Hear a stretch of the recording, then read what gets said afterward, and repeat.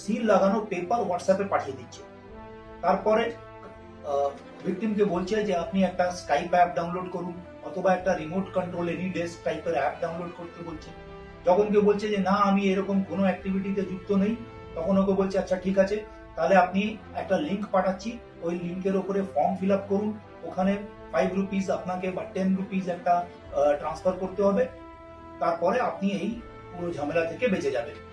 এরকম করতে গিয়ে দেখা যাচ্ছে যে ওদের কথা শুনে যে অ্যাপটা ডাউনলোড করেছেন ওই অ্যাপ এবং ওই লিঙ্ক, এটার মারফতে এগুলো রিমোট কন্ট্রোল, এখান থেকে আপনার মোবাইলের উপরে পুরো কন্ট্রোল ওরা পেয়ে যাচ্ছে এবং এই রাস্তা দিয়ে ওরা আপনার অনেক অনেক টাকা ফ্রড করে নিতে পারছে। এটা থেকে বাঁচার রাস্তা কি? এই ধরনের কোনো কল এলে কাইন্ডলি কোনো রকম কোনো ইনফরমেশন শেয়ার করবেন না। আপনাকে ওদেরকে বলার